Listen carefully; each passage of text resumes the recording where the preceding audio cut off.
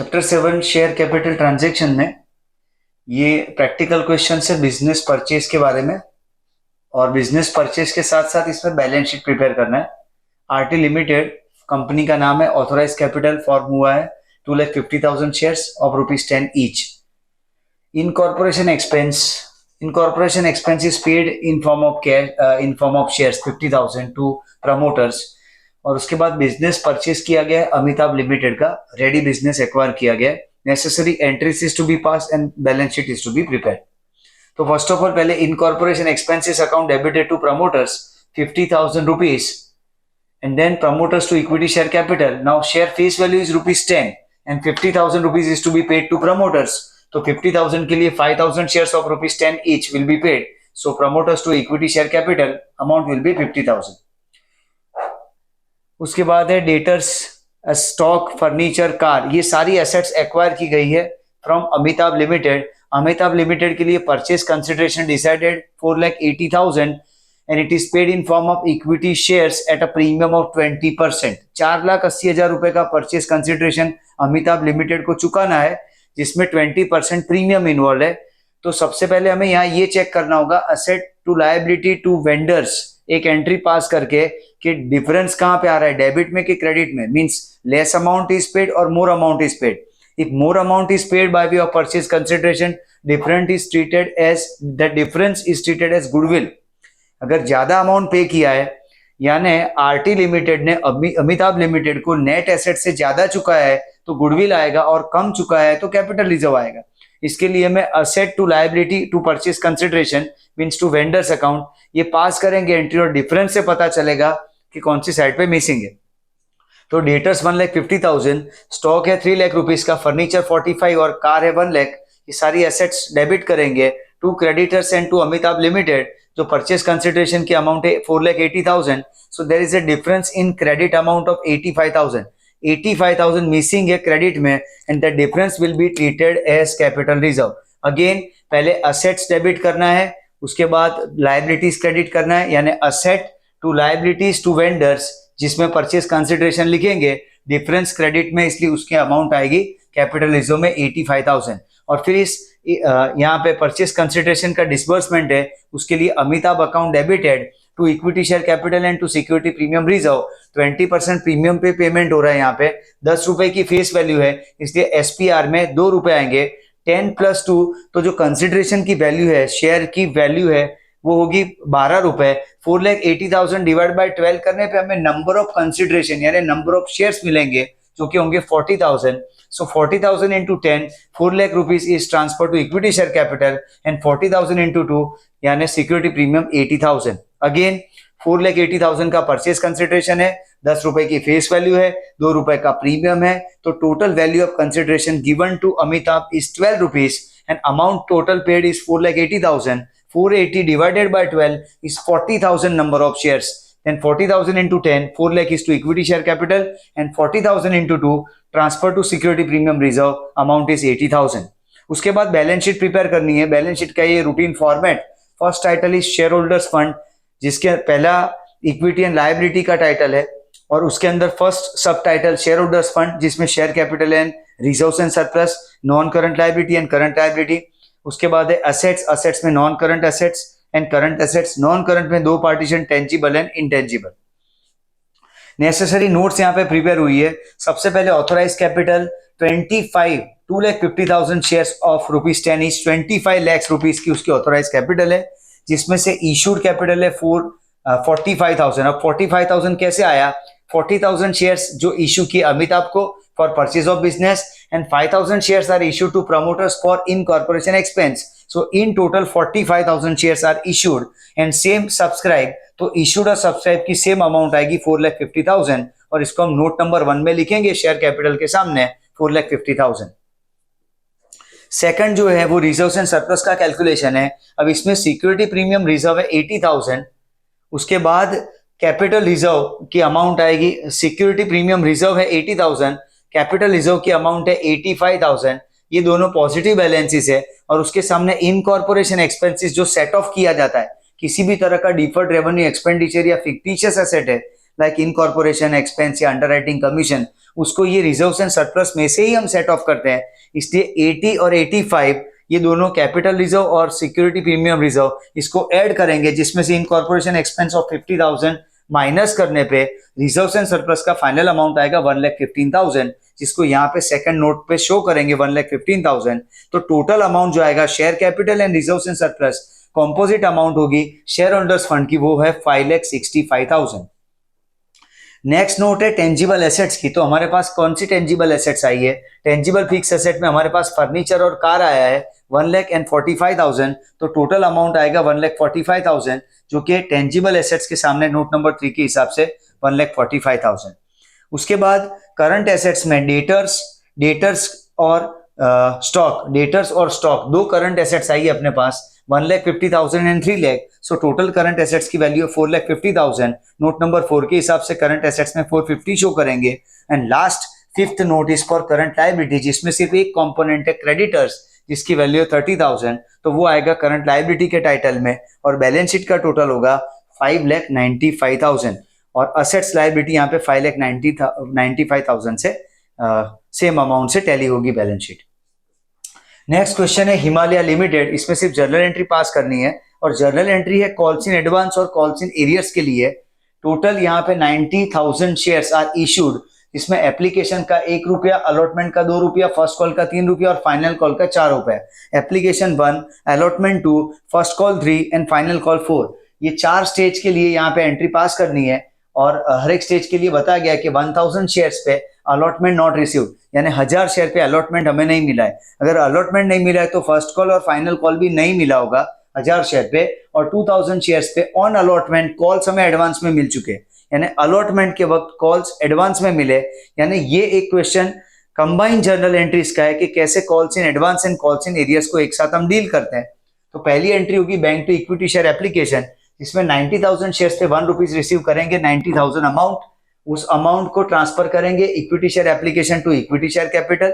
Then allotment due होगा 90,000 into 2 rupees allotment per share, so 1,80,000 will be equity share allotment to equity share capital, and then entry will be bank calls in arrears to ES allotment and to calls in advance। अब सवाल है कि यहाँ पे ये दो extra account हम क्यों लिखेंगे?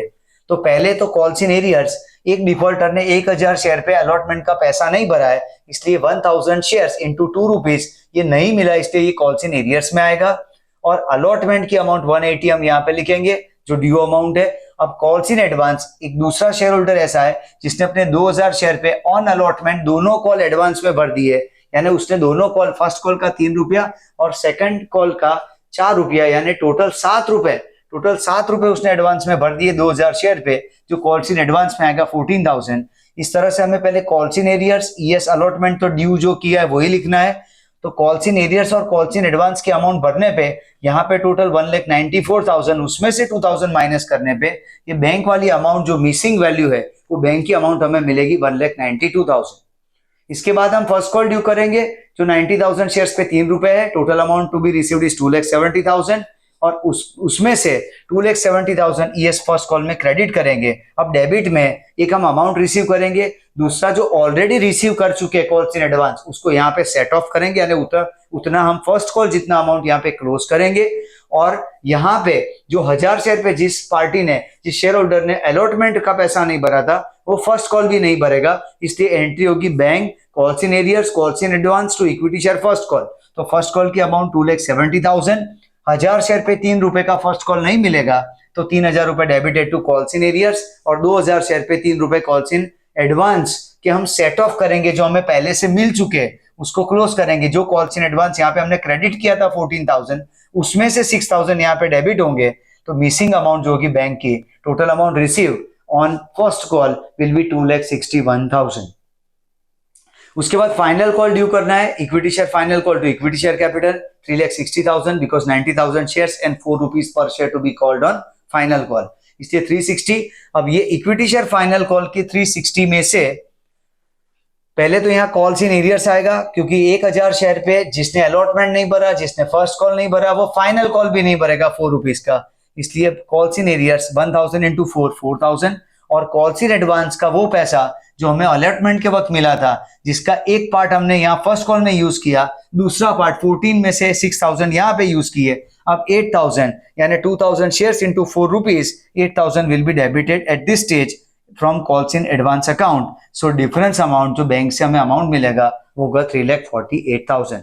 This particular question is to means check the entries of calls in arrears and calls in advance के दोनों एक साथ आएंगे तो किस तरह से डील करेंगे इसमें। अब नेक्स्ट जो क्वेश्चन है इसमें कॉल्स इन एरियर्स और कॉल्स इन एडवांस के साथ इंटरेस्ट का कैलकुलेशन है, लेकिन इंटरेस्टिंग पॉइंट ये है यहाँ पे कि हमें बोला गया क्वेश्चन में कि अमाउंट जो है कॉल्स इन एरियर्स का इंटरेस्ट या कॉल्स इन एडवांस का इंटरेस्ट वो बैंक थ्रू यानी कैश में नहीं हो रहा है सेटल, खाली ड्यू करना है, यानी एंट्री पास करनी है टूवर्ड शेयर होल्डर जो भी ड्यू अमाउंट है, पर उसका कैश में डिसबर्समेंट नहीं हो रहा है, कैश में सेटलमेंट नहीं हो रहा है। तो पहले क्वेश्चन की डिटेल को समझते हैं। यहाँ 4 स्टेज है। एप्लीकेशन पे 3 रुपए, अलॉटमेंट में 3+2 यानी 2 रुपए का प्रीमियम है, फर्स्ट कॉल का 2 रुपया और फाइनल कॉल का 2 रुपए। जो स्टेज है एप्लीकेशन 1 मई का है, अलॉटमेंट 1 जून का है, first call 1 August and final call 1 अक्टूबर। जो कॉल्स इन एडवांस का केस है वो शेयर होल्डर का नाम है सुधीर, उसने 1 जून को यानी अलॉटमेंट के वक्त उसने दोनों कॉल उसने एडवांस में भर दिए। इसका मतलब ये हुआ कि उसने फर्स्ट कॉल का पैसा 2 महीने पहले भरा है और फाइनल कॉल का पैसा 4 महीने पहले भरा है, क्योंकि फाइनल कॉल ड्यू हो रहा है 1/10 को और फर्स्ट कॉल ड्यू हो रहा है 1/8 को, यानी 1/8 को जो फर्स्ट कॉल की अमाउंट है वो 2 रुपए उसने 1/6 को भरे, यानी फर्स्ट कॉल उसने 2 महीने पहले भरा है और फाइनल कॉल उसने 4 महीने पहले भरा है। ये टाइम लैग हमें कंसिडर करना है इंटरेस्ट कैलकुलेशन के लिए। दूसरा जो शेयर होल्डर है भरत, उसने 1 अगस्त को जो फर्स्ट कॉल भरना था वो पैसा नहीं भरा है, यानी फाइनल कॉल 1 अक्टूबर तक उसने वो अमाउंट नहीं भरी, यानी उसके लिए कॉल्स इन एरियर्स का कैलकुलेशन करना है 2 महीने के लिए। तो पहले bank to equity share application 10,000 shares है और 3 रुपीज एप्लीकेशन का अमाउंट है 30,000 and it is transfer to capital, equity share application to equity share capital. उसके बाद अलॉटमेंट ड्यू करने की एंट्री है equity share allotment to ESC to SPR, जिसमें ईएससी में 10,000 into 3 face value and SPR में 10,000 इंटू 2 सिक्योरिटी प्रीमियम, यानी total amount due होगी यहाँ पे 50,000। अब ये 50,000 रिसीव करते वक्त यहाँ पे bank calls in advance and to equity share allotment, तो इक्विटी शेयर अलॉटमेंट का 50,000 जो ड्यू किया है वो, और कॉल्स इन एडवांस का 1,000 रुपए, 1,000 शेयर पे 4 रुपए, क्योंकि अलॉटमेंट के स्टेज पे 1,000 शेयर पे 4 रुपए हमें मिल चुके हैं, 2 फर्स्ट कॉल के 2 फाइनल कॉल के, इसलिए कॉल्स इन एडवांस क्रेडिट होगा 4,000। So total amount received at the time of allotment is 54,000। उसके बाद फर्स्ट कॉल ड्यू करेंगे equity share first call to equity share capital 10,000 shares पे 2 रुपीज 20,000 ड्यू होगा। Receive करते वक्त bank calls in advance calls in arrears to equity share first call का 20,000 है।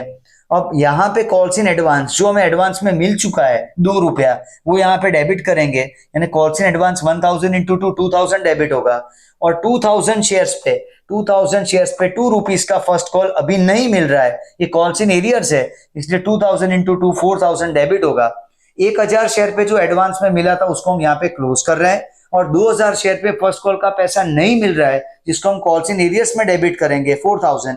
So amount received on first call will be 14,000 out of 20,000। यहाँ पे 4,000 4 + 2 minus करने पे total 14,000 is received at the time of first call। उसके बाद final call due करना है equity share final call to equity share capital, इसमें 10,000 share पे 2 रुपए यानी 20,000 ड्यू होंगे। रिसीव करते वक्त जो ऑलरेडी एडवांस हमें मिल चुका है उसका अमाउंट यहाँ पे सेट होगा, कॉल्स इन एडवांस यहाँ पे 1,000 इंटू 2 2,000, टू यहाँ पे calls in arrears and to equity share final call. तो यहाँ पे जो पार्टी जो डिफॉल्टर था वो फाइनल कॉल के वक्त वो पैसा भर रहा है, फाइनल कॉल के वक्त जो उसका फर्स्ट कॉल का कॉल्स इन एरियर्स था वो भर रहा है, इसलिए यहाँ पे कॉल्स इन एरियर्स क्रेडिट हुआ, क्योंकि जब उसने नहीं भरा था तब हमने कॉल्स इन एरियर्स डेबिट किया था। अब क्लोज करने के लिए यहाँ पे कॉल्स इन एरियर्स को क्रेडिट करेंगे।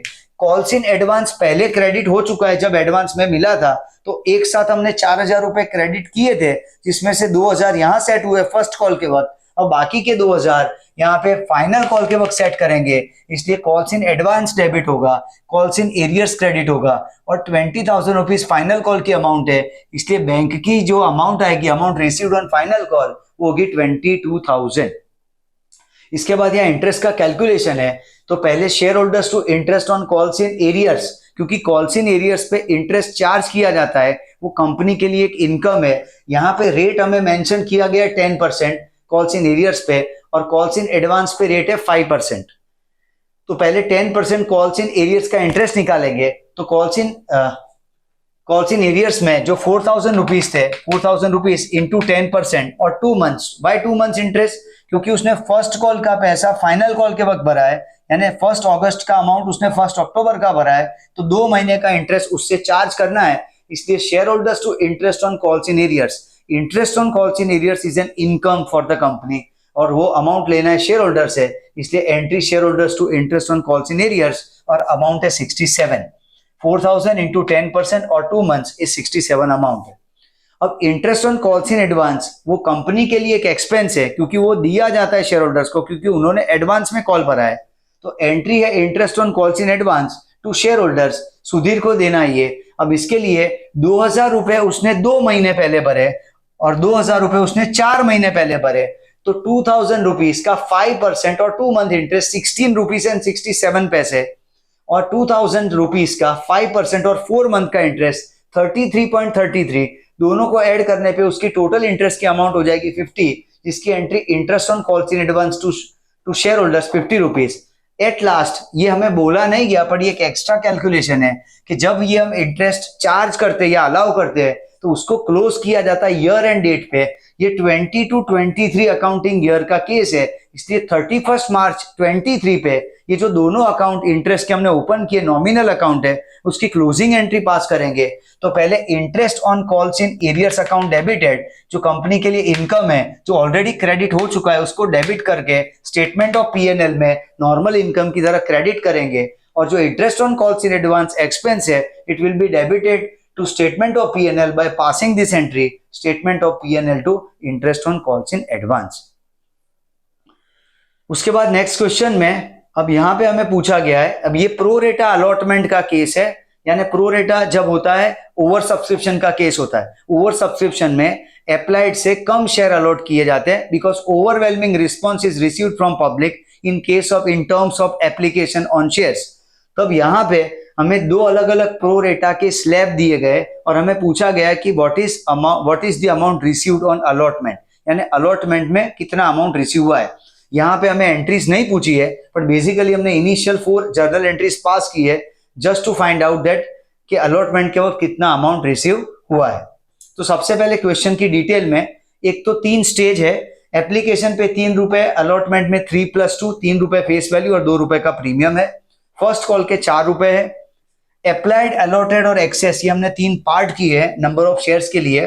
फर्स्ट कैटेगरी में 40,000 शेयर के एप्लीकेंट्स को 30,000 शेयर अलॉट हो रहे हैं, यानी 10,000 उनकी एक्स्ट्रा एप्लीकेशन है, और वो एक्सेस यहाँ पे 50,000 शेयर्स पे 30,000 अलॉट हुए, तो 20,000 एक्सेस है। 10 और 20 टोटल 30,000 की जो एक्स्ट्रा एप्लीकेशन का पैसा है, वो अलॉटमेंट के लिए रिटेन किया जाएगा, क्योंकि ये प्रोरेटा अलॉटमेंट है। प्रोरेटा का मतलब जो अप्लाइड है उससे less number of shares allot हुए हैं, इसलिए उनकी एक्सेस एप्लीकेशन का पैसा उनके अलॉटमेंट के लिए रिटेन किया जाता है, और अलॉटमेंट के वक्त वो शेयर होल्डर कम पैसा चुकाते हैं। लास्ट कैटेगरी जो है वो 2,000 शेयर्स के एप्लीकेंट्स की है, उसमें आउटराइट रिजेक्शन है, इसलिए उसको स्ट्रेटवे हम रिफंड करेंगे। तो पहली एंट्री होगी bank to equity share application, जिसमें 92,000 शेयर्स पे 3 रुपीज के हिसाब से 2,76,000 हम रिसीव करेंगे। फिर 2,76,000 इक्विटी शेयर एप्लीकेशन से टू इक्विटी शेयर कैपिटल में जो अलॉटेड शेयर्स है, allotted shares into application amount जाएगा इक्विटी शेयर कैपिटल में। अलॉटमेंट में जो हमारे पास एक्स्ट्रा एप्लीकेशन थी प्रोरेटा के स्टेज पे 10+20 30,000 शेयर्स का 3 रुपीज एप्लीकेशन का पैसा जाएगा अलॉटमेंट में 90,000, और 2,000 जिनका आउटराइट रिजेक्शन हुआ है उसका 3 रुपया बैंक से हम रिफंड करेंगे, सो टू बैंक 6,000। इसके बाद अलॉटमेंट ड्यू करना है, equity share allotment to equity share capital to SPR 60,000 shares पे 3+2 टोटल 5 रुपीज ड्यू होगा, 3 लाख रुपीज, और उसमें इक्विटी शेयर कैपिटल की अमाउंट 60,000 इंटू 3 1,80,000 है, और एसपीआर की अमाउंट 60,000 इंटू 2 यानी 1,20,000 है। अब सवाल है रिसीव कितना होगा अलॉटमेंट के वक्त। तो उसके लिए हमें एक नोट प्रिपेयर करनी है कि अमाउंट रिसीव्ड ऑन अलॉटमेंट, उसमें पहले अमाउंट ड्यू लिखेंगे 60,000 into 5, 3 lakh rupees, less received on application for allotment, application के वक्त अलॉटमेंट के लिए हमें 90,000 रुपीज मिले। और यहाँ पे दो डिफॉल्टर, दो अलग अलग कैटेगरी के, कैटेगरी 1 और 2 के हैं, उनके पास से हमें कुछ अमाउंट नहीं मिला है। उसके लिए हमें ये वर्किंग नोट समझनी है। सिचुएशन क्या है कि दोनों डिफॉल्टर अलग अलग कैटेगरी के हैं, यानी उनके अप्लाइड शेयर्स अलॉटेड शेयर्स से ज्यादा है, यानी उनके एक्सेस शेयर्स का पैसा उन्हीं के अलॉटमेंट के लिए ऑलरेडी ट्रांसफर हो चुका है, यानी उनकी जो ड्यू अमाउंट है उसमें से जो ऑलरेडी रिसीव्ड है उसको माइनस करके कितना उनसे रिसीव नहीं हुआ है ये हमें कैलकुलेट करना पड़ेगा। जिसके लिए पहले amount not received from first defaulter Mohan, जो कि फर्स्ट कैटेगरी 4:3 वाली कैटेगरी में से है, यानी 4 अप्लाइड होता है तो 3 अलॉटेड है और 1 एक्सेस है। बहुत ध्यान रखें, ये नोट बनाते वक्त हमें कंसीडर करना है कि हमें जो डिफॉल्टर है उसके कौन से शेयर दिए गए, अप्लाइड दिए गए कि अलॉटेड दिए गए, वो खास ध्यान रखना है। तो यहाँ पे हमें अप्लाइड शेयर्स दिए गए कि मोहन ने 800 शेयर की एप्लीकेशन की थी, यानी उसके अलॉटेड शेयर्स अगर 4:3 का प्रपोर्शन है तो उसके अलॉटेड शेयर 600 है और एक्सेस 200 है।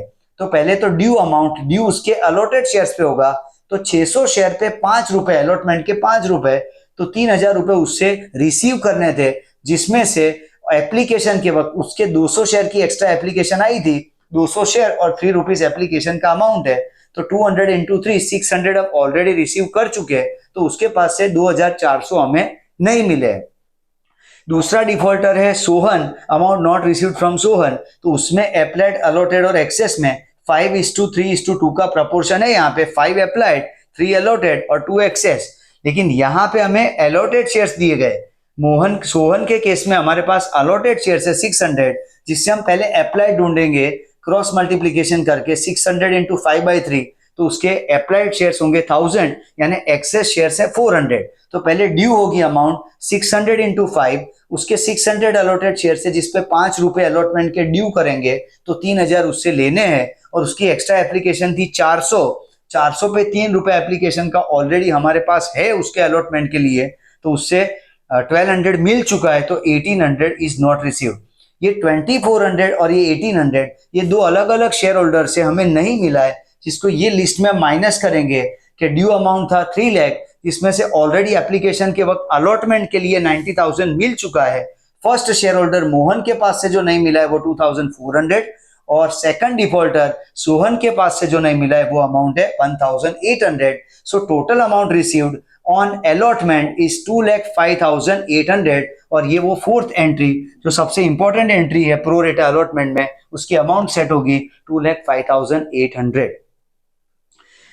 नेक्स्ट क्वेश्चन में यहाँ पे कॉल्स इन एरियर्स और कॉल्स इन एडवांस के इंटरेस्ट का कैलकुलेशन करना है। तो सबसे पहले यहाँ पे स्टेज समझ लेते हैं। 40,000 शेयर से 10 रुपीज ईच, और प्रीमियम है 10%, और प्रीमियम कॉल किया गया अलॉटमेंट के वक्त। एप्लीकेशन है 3 रुपीज का, अलॉटमेंट है 2+1 यानी 2 रुपए फेस वैल्यू और 1 रुपए का प्रीमियम है। उसके बाद first call 3 rupees and final call 2 rupees, just to make complete face value of 10 rupees. अब ये क्वेश्चन में इंटरेस्टिंग पॉइंट ये है कि कॉल्स इन एरियर्स और कॉल्स इन एडवांस के इंटरेस्ट के रेट नहीं दिए गए हैं, तो हमें याद रखना है as per law, as per companies act, in absence of information calls in arrears पे 10% इंटरेस्ट चार्ज करना है, एंड कॉल्स इन एडवांस पे 12% इंटरेस्ट अलाउ किया जाता है। कॉल्स इन एरियर्स पे 10% इंटरेस्ट चार्ज होगा और कॉल्स इन एडवांस पे 12% इंटरेस्ट अलाउ किया जाएगा। तो पहले यहाँ पे केस स्टडी करते हैं कि कॉल्स इन एडवांस की सिचुएशन क्या है। तो 1 अप्रैल को जहां पे अलॉटमेंट का स्टेज था, वहां पे उसने फर्स्ट कॉल, एक डिफॉल्टर है, एक शेयर होल्डर है, उसने 1 अप्रैल को अलॉटमेंट के स्टेज पे उसने फर्स्ट कॉल और फाइनल कॉल एक साथ भर दिया है। इसका मतलब फर्स्ट कॉल जो 1 जून को ड्यू हो रहा है वो पैसा 1 अप्रैल को आ गया है, यानी फर्स्ट कॉल का पैसा जो है उस पे उसको 2 महीने का इंटरेस्ट मिलेगा। फर्स्ट कॉल उसने 2 महीने पहले भर दिया है, और फाइनल कॉल जो 1 अगस्त को ड्यू हो रहा है उसमें 2+2 यानी टोटल 4 मंथ उसने एडवांस में भरा है, यानी उस पर उसको 4 महीने का इंटरेस्ट मिलेगा। तो इस तरह से कॉल्स इन एडवांस की इंटरेस्ट का कैलकुलेशन करेंगे। फर्स्ट कॉल 800 उसके शेयर से, इस कैटेगरी में जो शेयर होल्डर है उसके शेयर से 800 इंटू 3, तो उसकी अमाउंट है 2400 जो उसने एडवांस में भरा है, जिसके ऊपर 12% इंटरेस्ट अलाउ करेंगे। तो फर्स्ट कॉल 2 महीने पहले आया इसलिए 2/12, तो उसकी अमाउंट है 48। Second call again 800 shares and 2 rupees per share, second call की अमाउंट 2 रुपीज पर शेयर है फाइनल कॉल की, यानी टोटल अमाउंट हुई उसकी 1600 इंटू 12%, और वो सेकंड कॉल हमें 4 महीने पहले मिल गया है इसलिए 4/12, तो उसकी इंटरेस्ट की अमाउंट होगी 64। इस तरह कॉल्स इन एडवांस की टोटल इंटरेस्ट की अमाउंट आएगी 112। Interest on calls in arrears के लिए पूछा गया है हमें, तो दूसरा डिफॉल्टर का केस है, उसने यहाँ पे अलॉटमेंट के वक्त यहाँ पे 1200 शेयर पे 3 रुपए, उसने कॉल्स इन एरियर्स की सिचुएशन है यहाँ पे, तो 1200 शेयर इंटू 3 रुपीज 3600, और 3600 का 10% और 4 मंथ इंटरेस्ट। क्यों 4 मंथ इंटरेस्ट? क्योंकि उसने अलॉटमेंट नहीं भरा है और फर्स्ट कॉल नहीं भरा है, यानी अलॉटमेंट और फर्स्ट कॉल का पैसा एक साथ उसने फाइनल कॉल के वक्त पे किया है। तो फर्स्ट कॉल अलॉटमेंट जो 1 अप्रैल का है और फाइनल कॉल यहाँ पे जो 1 अगस्त का है, तो 1 अप्रैल से 1 अगस्त अलॉटमेंट उसने 4 महीने, अलॉटमेंट उसने 4 महीने बाद भरा है, 4 महीने बाद भरा है, इसलिए उसके अलॉटमेंट पे 4 महीने का इंटरेस्ट आएगा। 3600 उसकी अलॉटमेंट की अमाउंट है, क्योंकि 2 + 1 3 रुपीज अलॉटमेंट का अमाउंट है, इसलिए 1200 शेयर्स इंटू 3 रुपीज 3600 उसकी अमाउंट है। 10% इंटरेस्ट का रेट है जो वो 4 महीने बाद फाइनल कॉल के वक्त चुकाएगा, इसलिए उसका इंटरेस्ट होगा 120। दूसरा स्टेज जो है उसका फर्स्ट कॉल का है, जो कि 1 जून है, उसमें अमाउंट है 1200 shares into 3 rupees per share, first call का अमाउंट है, तो वो भी 3600 होगा।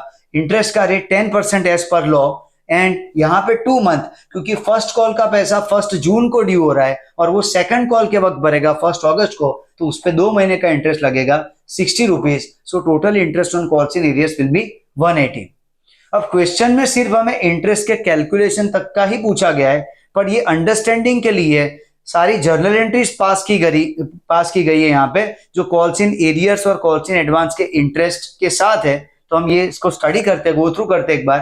फर्स्ट एंट्री है bank to equity share application, यहाँ पे नंबर ऑफ शेयर है 36,000, 30 applied means offered is 40,000 and application received is for 36,000, तो 36,000 into 3 1,08,000 transfer bank to equity share application, same amount will be transferred to capital by passing entry ES application to equity share capital। उसके बाद allotment due करेंगे, तो equity share allotment 36,000 into 3 पर share, जिसमें 2 रुपए capital में और 1 रुपए प्रीमियम में 72,000 and 36,000 will be credited to ESC and SPR। Now first यहाँ पे अलॉटमेंट रिसीव करते वक्त 1200 शेयर पे अलॉटमेंट का पैसा नहीं आएगा। अब अमाउंट कैसे सेट करेंगे? पहले अलॉटमेंट की अमाउंट 1,08,000 लिखेंगे। एंट्री कैसे आएगी? Bank calls in arrears to calls in advance to ES allotment. क्यों कॉल्स इन एरियर्स आएगा? क्योंकि अलॉटमेंट का कुछ पार्ट हमें नहीं मिलेगा। क्यों कॉल्स इन एडवांस आएगा? क्योंकि अलॉटमेंट के वक्त कोई शेयर होल्डर फर्स्ट कॉल और फाइनल कॉल एडवांस में भर रहा है, तो पहले ये 2 अकाउंट में वैल्यू भरेंगे। Equity share allotment 1,08,000, calls in arrears 1200 share पे 3 रुपए नहीं मिल रहे अलॉटमेंट के, वो 3,600, और कॉल्स इन एडवांस जो हमें एडवांस में मिल चुका है 800 शेयर्स पे 5 rupees, by 5 rupees 3 rupees first call and 2 rupees final call, so total amount received is 5। तो यहाँ पे 800 शेयर पे 5 रुपए एडवांस में मिला है, उसका 4,000, और कॉल्स इन एरियर्स का 3,600, तो जो डिफरेंस अमाउंट है 1,08,400 is the amount received at the stage of allotment. उसके बाद फर्स्ट कॉल ड्यू करेंगे 36,000 शेयर्स पे 3 रुपीज 1,08,000, और फर्स्ट कॉल रिसीव करते वक्त पहले यहाँ पे इक्विटी शेयर फर्स्ट कॉल में क्रेडिट करेंगे 1,08,000, बैंक अकाउंट डेबिट होगा अमाउंट रिसीव्ड के लिए, 2 अकाउंट डेबिट होंगे calls in arrears and calls in advance.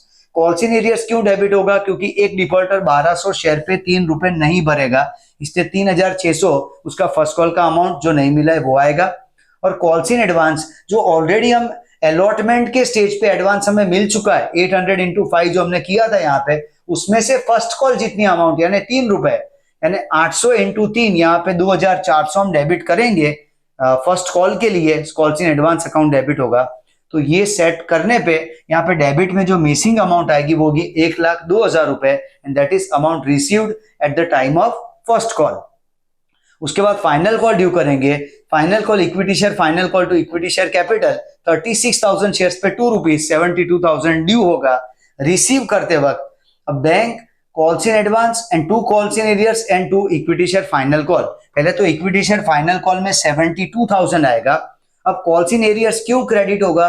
क्योंकि जो डिफॉल्टर ने अलॉटमेंट और फर्स्ट कॉल का पैसा नहीं भरा था वो फाइनल कॉल के वक्त पेमेंट करेगा, इसलिए उसका कॉल्स इन एरियर्स यहाँ पे क्रेडिट होगा। 3 रुपए का अलॉटमेंट, 2 + 1 3 रुपीज का अलॉटमेंट और 3 रुपीज का फर्स्ट कॉल, कुल मिला के 6 रुपए जो हमने दो अलग अलग स्टेज पे अलॉटमेंट और फर्स्ट कॉल के स्टेज पे जो हमने डेबिट किए थे 3 रुपीज, वो अब यहाँ पे रिसीव हो रहे हैं। इसलिए यहाँ पे 2 कॉल्स इन एरियर 6 रुपीज 7200 उसकी अमाउंट आएगी। और कॉल्स इन एडवांस जो सेकंड कॉल का पैसा ऑलरेडी हमें अलॉटमेंट के वक्त मिल चुका था, जिसमें से एक पार्ट हमने फर्स्ट कॉल के वक्त सेट ऑफ किया था, दूसरा पार्ट यहाँ फाइनल कॉल के वक्त आएगा। फाइनल कॉल की अमाउंट 2 रुपए है, इसलिए 800 शेयर पे 2 रुपए के हिसाब से 1600 डेबिट होगा कॉल्स इन एडवांस अकाउंट में। तो ये जो मिसिंग वैल्यू होगी that is amount received, bank से जो हमने अमाउंट रिसीव की है वो होगी 77,600। इसके बाद इंटरेस्ट की एंट्री करनी है। तो एक है interest on calls in advance, ये फर्म के लिए एक्सपेंस है कंपनी के लिए, टू शेयर होल्डर्स। अब यहाँ पे हमने मान लिया कि वो पेमेंट हो गया है, तो इसलिए share holders to bank entry होगी 112 रुपीज की, जो कॉल्स इन एडवांस का हमने कैलकुलेशन किया है।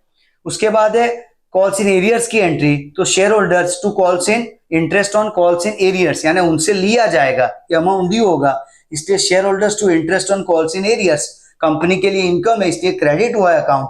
और 180 रुपीज हमने ऑलरेडी कंप्यूट किया है interest on calls in arrears. उसके बाद वो अमाउंट रिसीव किया जाएगा by company from share holders, तो entry will be bank to share holders 180। At last ये पूरी प्रोसेस कंप्लीट होने के बाद 1 अगस्त 22 तक के ट्रांजेक्शन है हमारे पास, लेकिन हम 31 मार्च 23 पे यानी ईयर एंड डेट पे अगर हम क्लोजिंग एंट्री पास करें interest on calls in arrears और कॉल्स इन एडवांस की, तो स्टेटमेंट ऑफ पीएनएल में ट्रांसफर होगा। इसलिए first of all statement of profit and loss account debited to interest on calls in advance, क्योंकि ये interest on calls in advance company के लिए एक एक्सपेंस है जो दिया जाता है शेयर होल्डर्स को, इसलिए स्टेटमेंट ऑफ पीएनएल में डेबिट होगा। और interest on calls in advance जो अब तक क्रेडिट हुआ था उसकी यहाँ पे डेबिट हुआ था, उसकी यहाँ पे क्लोजिंग एंट्री है, इसलिए statement of PNL to interest on calls in advance 112 and then interest on calls in arrears को क्लोज करने के लिए उसे डेबिट करके टू स्टेटमेंट ऑफ पीएनएल में 180। तो लास्ट वाली दो एंट्री क्लोजिंग एंट्रीज है interest on calls in arrears and calls in advance की। तो इस तरह से प्रोसीजर समझना है, कब कॉल्स इन एरियर्स डेबिट या क्रेडिट करना है सेम कॉल्स इन एडवांस में, along with this interest calculation. Thank you.